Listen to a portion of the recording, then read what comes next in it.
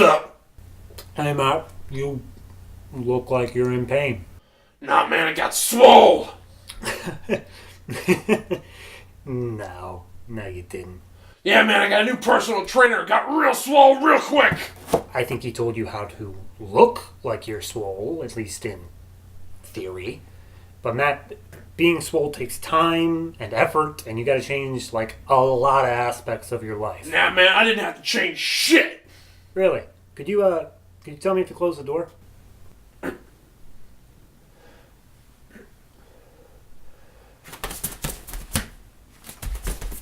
Yeah.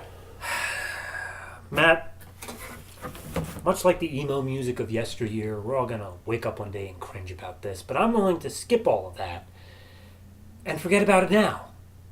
How about you join me on the couch?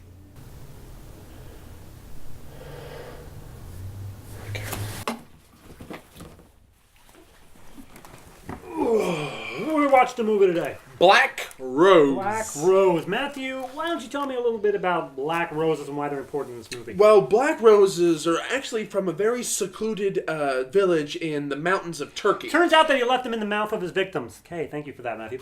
So. Oh, I thought you wanted to actually say about black roses. Oh, you mean like their history and stuff? Yeah. Yeah, no one cares. Yeah. Take note, movie. Take note. Well, it's a little late till after the fact there, but... So, Black Rose is a buddy cop movie. Bigger quotes are necessary. Action. So, Thriller. All genres are in quotes here. It's borderlines on romantic, but luckily pulls the brakes on that one. It barely even does that. Like, I think there's like this one essence of like kind of like it flirts with it a little bit, but it's just like, should we? No, we're not gonna. So, are you hitting on me? Maybe when my English is better. So in other words, just, that was the last scene. So fuck it. So, all right, let's go. All right, plot of this movie. It's so unimportant, so I'm going to try to move through it quickly. So you have a murderer who his MO is that he attacks Russian people living in the U.S. on visas. He's in the LA area. He leaves cryptic messages on the bodies of the victims in Cyrillic, aka Russian text, and he leaves a black rose in their mouth. Now, what happens if there's a message in a language that's not English at a crime scene? Clearly, you call in a detective from a completely different country that speaks that language. Not a linguist. Not a linguist, not someone... Or a UN translator. Not like someone down the street or in the office or, I don't know, Google Translate. You're also in, like, LA. How many fucking colleges are in here? That would all have a Russian professor or something? Yeah. Anyway, so they pull in the best damn detective that Moscow has. Even if he doesn't play by the rules, he gets results. Yeah. And his name's Vladimir, and he drives a Hummer with a Confederate flag on it because... cool. So, I'll get to reasons why I think that was the case in a bit. So he gets to America and he's like, I will help you on your case. Get me a bigger gun. And, you know, that's all ha ha ha, funny. But then he gets out on his first day. They're going to get some fucking, like, I don't even know what, some food in general. And he hears... Gonna have some tofu, alfalfa shakes. Tofu and, like, all the health nut LA craze. You'll love it! And he hears a cry for help, and it's a woman being mugged by two guys. He cripples one and then kills the other, and that's him being here less than 24 hours. It's like, okay, so you're going to be a huge liability, but we need you, damn it, because you're the best damn cop Moscow has. Even if you don't play by the rules, you get results. I do it my way. So he puts them with There is no highway. A new partner, a profiler named Emily Smith, the whitest white girl you've ever whited. Oh, the white. The white. Her opening thing of saying, like, where she came from is her speaking in Valley Girl for a straight 45 seconds. I'm a Valley girl. Like, Stop. I don't ever want to hear it again. She didn't give the right context for it. She just kind of dived into it without any understanding. Just because, Vladimir's foreign, he doesn't understand. So they do the Law and Order bit where they just go around talking to people like, hey, have you seen so-and-so? You know this person? They really, really like showing the dead body photos. Like, you think you wouldn't have to spring that on someone, but they're like, hey, look, blood! So... Whoa. It's pretty hardcore, man. So they get to a deli owner, I think. His name is Vasily. And he tells them, like, yeah, the girl worked down, or was at the club most of the time. Club where all the prostitutes go, apparently. Mind you, there's been many, many deaths here. Prostitutes, more prostitutes, more prostitutes. A lot of prostitutes. And they've done nothing to stop it. Have you mentioned prostitutes? So they... or whores. They go to the club and they're like, hey, do you know this girl? And she's like, yeah, she came around every once in a while, but I genuinely don't know anything. And they're like, all right, well, if you think of anything, give me a call. And they gave her the card of Emily Smith. So then, very quickly, the deli owner is killed, and the bar owner is killed, and the killer gets the phone number of Emily. He's like, hey, I'm going to kill you next because you're trying to hunt me down. Now, nothing happens for a whole lot of the time. And then it ends. Pretty much. But it ends with they finally realize, like, hey, we've been looking for a Russian person because they wrote Russian notes. What if they're not Russian? Yeah, as a matter of fact, their spelling was childlike, and they had many grammatical mistakes. Oh, it's been 2 weeks since we started. Why haven't you mentioned that? Seriously. But they didn't bring that part up. But, what a twist! But it turns out that they once they start not looking for a Russian, they discover, oh, it was in an ink factory. Black ink is being absorbed by the roses, and that's making them black. They don't need to come from a small mountainous village in Turkey. You would think that they would fucking test that. But apparently they can't because they're only LAPD. So... You could simply, hey guys, look, I'm scraping this petal of the rose, to be fair, ink is coming off of it. To be fair, it was absorbed into the rose. You could still have it flake, though. Yeah, possibly. I don't know. I don't know enough about botany, so I can't dispute it. I'm just going off of ink. So ink hardens after a while. So they go to the ink factory, they bust in, they find the one girl who can still be saved. And it turns out that the killer was a detective that we've seen 4 times throughout the movie. Turns out he was the head of the murders organization, and that's why nothing was getting solved, because he was corrupted. And that's why they had to bring in the best detective in Moscow who doesn't play by the rules, but damn it, he gets results. And the movie ends with them walking off arm in arm, being like, oh, we sure are a good pair of partners, right, partner? Now, the guy who is the main character in this, who's Vlad, his name is Alexander Nevsky. Oh, that's right. And I did a little quick research on him as you were given the plot rundown. Okay. Apparently this guy is a bodybuilder. He's been he's been Mr. Universe 3 times. Well, okay, that part's probably... And that is he won Mr. Universe 3 times at World Bodybuilding. And he's a strong proponent of drug-free bodybuilding, no doping. That's interesting coming from Russia. And he's an author of 9 successful books and 500 articles and stuff like that, all about bodybuilding. And he apparently, this is also all on his bio on the IMDb page, which is obviously written by either him or his his spokespeople and whatnot. He's he's produced 7 international action films to date, and then it goes down to he made his directorial debut with the action thriller Black Rose, which was the theatrical box office hit in Russia. I'm going to pause you right there. I can't say how much of a hit it was. But the fact that this was... No. Think of that. Which was a theatrical box office hit in Russia already, and was then released by ITN EN1 Sony in North America in 2017. Yeah, I still don't believe that. I don't believe that this movie was a success. Now, to be fair, that could be completely true. That fully explains that this is his directorial debut. Yeah. That I believe. That part I believe. Well, this guy has produced a bunch of other work that he's starred in. He has his own company in L.A. He pulled the Schwarzenegger. Yeah. Big bodybuilding, then went into acting. Exactly. The only difference is that Schwarzenegger actually can emote. Which is really interesting when you think about it, because usually he only is one particular note. But we love the note. He was hired as the Terminator for a reason. Yeah, seriously. And even then, people were like, I don't know if you should hire Arnold for that role. He had to fight for it in a little bit. But the fact that, this screenplay was not written by Alexander Nevsky. It was written by 2 English guys. Right. And this is one of the reasons why I'm kind of confused about it. The way that they describe things, the way they would describe the origin of the Black Roses, or that it has the Confederate flag on the car when he's in Russia and stuff like that. It's like they're trying to find whatever they possibly can in order to make him seem like against the grain, but what they all do, like when they're talking about like what a Valley Girl is and all that kind of stuff, it feels like so many of these guys just went to the Wikipedia page of what this is and got the general summary and then just literally let them regurgitate that. So a major thing is they're sitting at an outside restaurant on one part, and Emily goes over absolutely everything you need to know about serial killers. And when I say absolutely everything, like I mean statistics and everything else. Like 85% are white, 88% are men, whatever. And it's like, okay, cool, great. But then... Then they go through they literally go through a list of serial killers. This is Ted Bundy. It's like all these people, the Grim Reaper killer. And all their massive kills. And then they start talking about their current guy who, to date on camera, maybe he's had more off camera, but on camera, 3.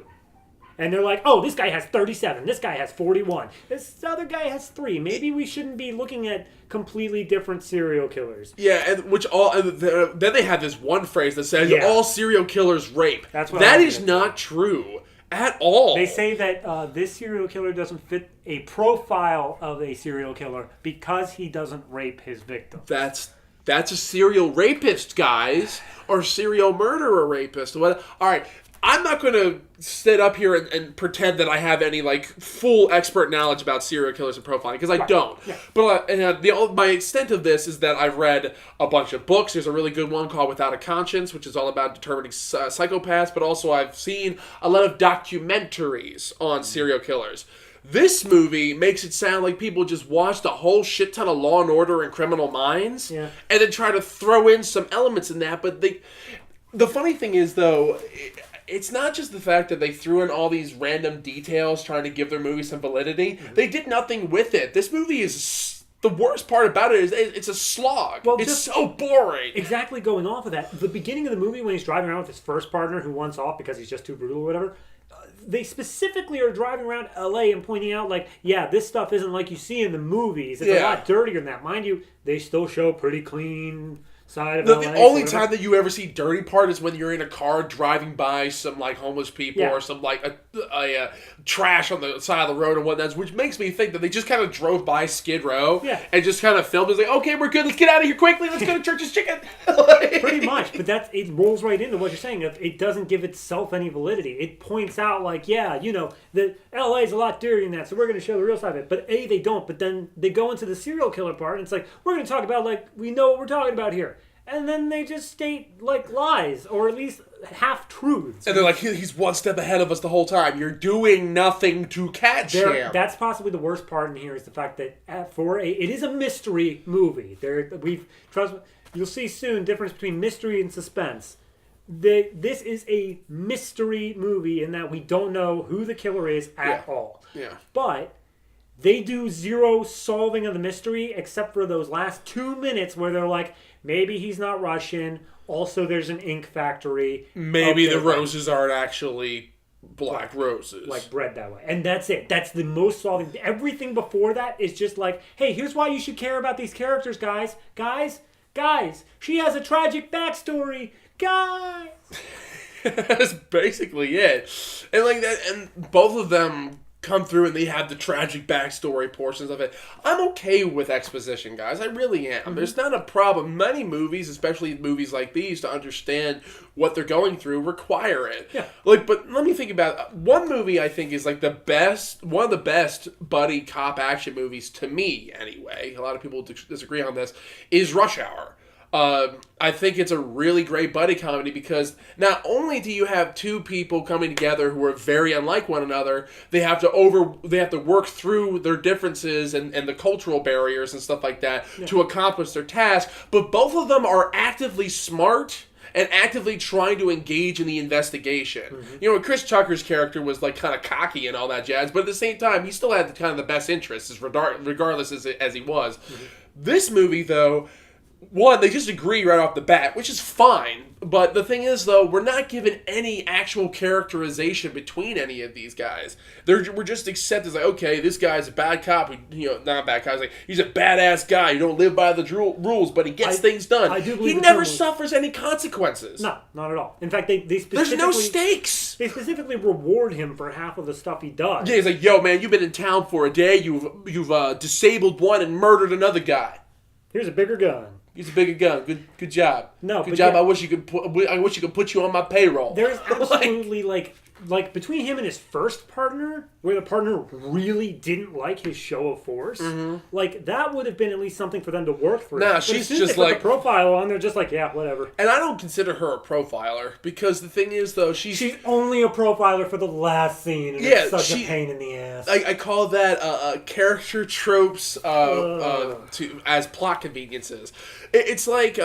There's a movie that I recently watched called Lost Child. I just published the review of that on Film Thread, where the movie in and of itself takes place in the Ozarks, and it's about these microcultures that live up there.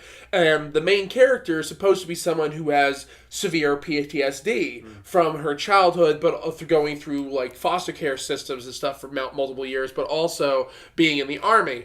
That only time that the PTSD actually comes up is when it's convenient to the plot. You ignore every other aspect of it, so it's like until that one element that needs to actually serve as a plot device comes up, it's never once part of the character. Yeah. And I hate that, because the fact of the matter is, if you're going to make somebody be one thing or another, fine. I am all for it. And my suspension of disbelief and all that shit. But the thing is, though, you have to maintain it. Yeah, in this movie, Emily was... They said, A, she's a profiler. Then they forgot about it for a while. Then they had that scene where they were talking about different serial killers. She's like, oh, they killed this many people. Oh, we killed this many people. I like you. We know our statistics. She's not the one that's leading that meeting. No. Every other member is chiming in, and it seems like just the director or chief commander guy was the one that was leading the meeting. She was chiming in just like any other person, and she wasn't profiling at all. The only other time it comes up that she is a profiler is when she's at the restaurant just talking about like statistics, which you can read out of a book. That's not a special thing. But then at the end where she's like trying to distract the killer from like having his knife on the throat of the last victim by saying like, oh, did your wife leave you? It made you feel small? And like, did your father molest you? Is your mother a whore? That's not profiling. That's antagonizing someone. But that's using like the profilers. Yeah, but the thing is though, but that's the thing though, like you don't ask those questions to the person. Yeah. You've basically... There's no reason for a profiler to be out on the streets, period. Well, it's like Criminal Minds. Criminal Minds is a really good example because, yes, they are FBI profilers and they get the serial killers or whatever the people might happen to be. And you have that sometimes in the episodes you have that confrontation where, the killer or whatnot is like holding somebody hostage and they're trying to like get into their psychosis in a way. But that's because they know everything first. They're able to hit those buttons because they know which ones they need to hit. She didn't know a fucking thing. She was just kind of throwing it into the abyss, hoping things actually hit. Which could have been so much better because when it was revealed it was her coworker. Yeah. She could have immediately like pulled out all of the things that the coworker has ever confided in her. Well, that's that the thing, he's ever heard. Because she's new and all that stuff, they have no rapport with one another beyond what's already been discussed so far. They really should have made her much more veteran because they exactly. The whole thing is that I hate the rookie cop bullshit. I've gotten to a point in which that there are very few tropes in movies and television that I've actually gotten to a point where I just do not give a fuck anymore. And the rookie cop, veteran cop duo combo thing and whatnot, I really have gotten fucking tired of it. The only time... What'd they say when the first partner stormed out? They literally said, he's only got 2 more years to retirement. He's got a kid at home. And it's like, oh, cool. So this is hitting every cliche in the book. And again, we've said before, at least I've said before on the show, cliches in and of themselves are not inherently bad. The reason that cliches exist is because people have used a well-worn trope enough to a point in which that everyone's like, okay, we've all seen this before. You can make cliches work for you. The only problem is that this movie seems to think that as long as you put them in there, we will just buy it. I'm going to go ahead and break the illusion here for a second, but as soon as we were done the movie, we were just geeking some food or whatever, we watched Adam's Ruins Everything. And it was the episode about, like, evidence and... Forensic evidence, yeah. So they do all of the cop show tropes, where it's like the one cop is constantly making puns and putting on and off the shades. The one witness is, like, constantly working on something. And yes, that was played up for comedy. But that's being aware of the tropes and making them work for you. Yeah. This one simply is just using the tropes as everyone has already used it and never changed anything about it. Like, one of my... actually, here's a good example. Most recently, there's a movie that came out, and I believe it's still playing, Assassination Nation. I also did a review for that, and the interesting...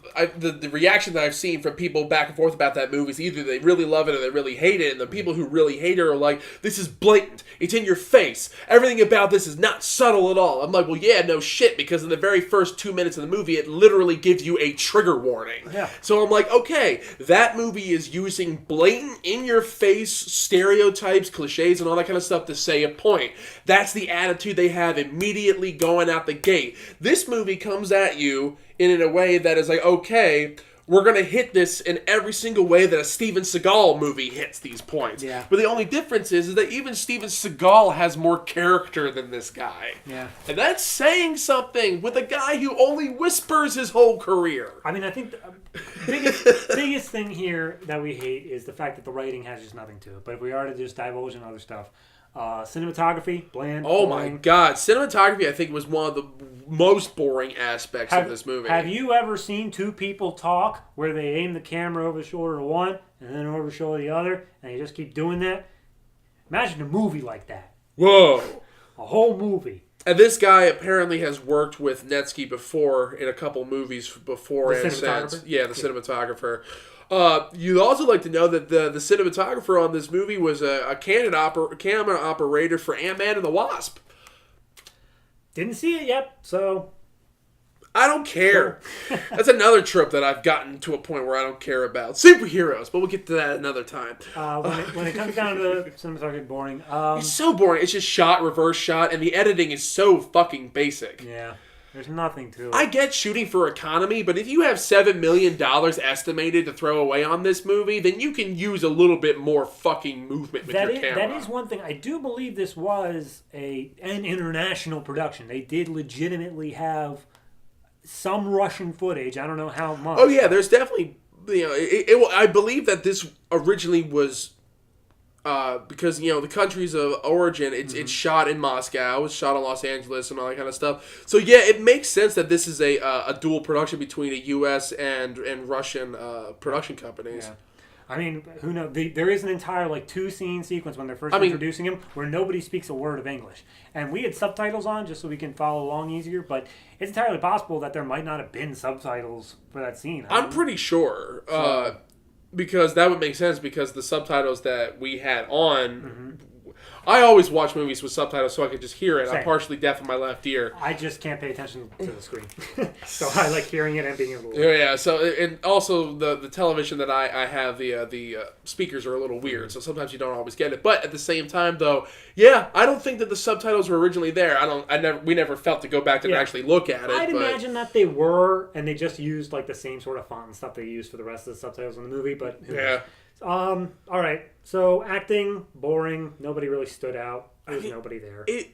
Was it Netsky, Alexander Nevsky? If you look at his other produced movies and stuff like that, it's always like, his first one was a movie called Moscow Heat, a retired diplomat and NYPD detective seeking justice. Like, he does the same thing, where it's just like, okay, here's this type of setting in the United States, and you got to get the Russian guy to come in and save the day. He's trying to make his own Jack Ryan character. In a way, it almost makes me feel like it's trying to be like the opposite of a lot of those ridiculous anti-Soviet movies from the 1980s and stuff, where the Russians are always the bad guys. I'm well, here in America, your shit's getting all whacked up. You need a Russian guy to come in and save the day. Yeah, you had from the entire Cold War up until about 2001, it was the Russians are the bad guys. Yeah. I mean, that's a long history and whatnot. People still love the movie Reds. All right, so wrapping up, because we're almost out of time, I'm going to give my final thoughts. Go for it. Black Rose is so fucking boring. It's It's probably one of the most boring movies we've seen for the show. The audience scores, the all over ratings, not a single fucking person, not a single Metacritic gave it 5. 5. The audience score on Rotten Tomatoes 17. Critics consensus 13. There is no fucking way. What was it? IMDb was 30 something, 3 points out of 10. Yeah, dude. Our version of No Exit has a higher score than that. But there is nothing to this. This show has a higher score than that. It's Go rate. It's generally just a a basic sort of crime movie, but crime doesn't even take a thing. It felt like I watched a far worse produced but far more involved plot of a Law and Order episode. Like, it looked worse than a Law and Order episode. The Law and Order episode would just end with, like, hey, they caught the guy and then we're moving on. Doo-doo. Yeah, it wouldn't actually show them, like, killing the dude and then, like, getting a happy ending sort of thing. This actually showed, like, a full thing. So it's just a worse produced yet somehow more involved Law and Order, and I wouldn't recommend it at all. This movie has every trope that it tries, it does wrong. The fact that they have a Confederate flag on the guy's like Hummer when he's driving through Russia, through Moscow. I'm like, oh, he's supposed to be a rebel.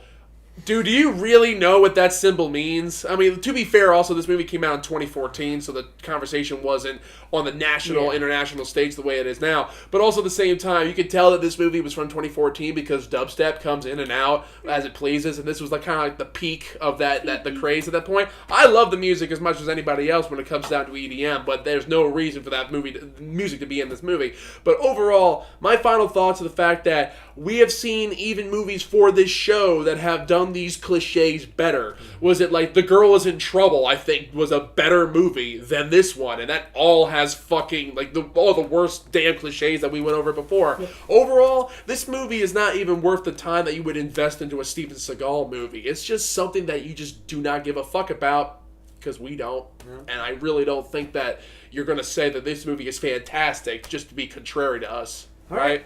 So, that is our thoughts on Black Rose. Oh, shit. What? Oh, my trainer's calling me. He's going to know I want to be slacking. He's not... It's a text. He's not actually...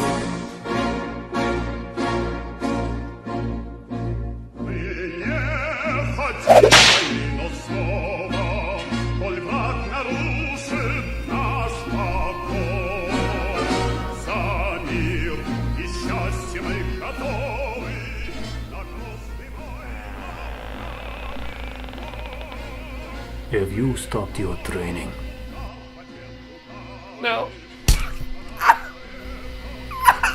There is too much inflection in your voice. No emotion.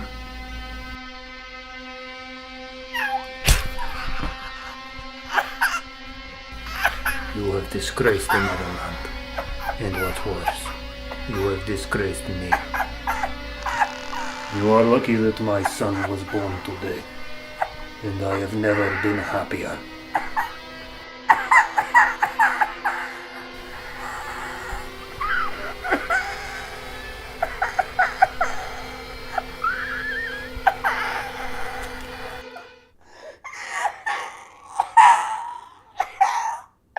I don't want to be swole, David.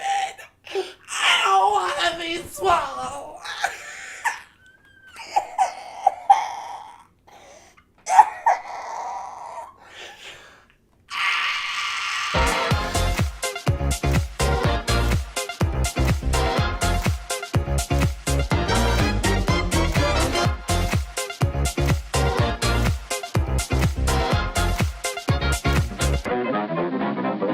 Made possible by contributions from viewers like you. Thank you.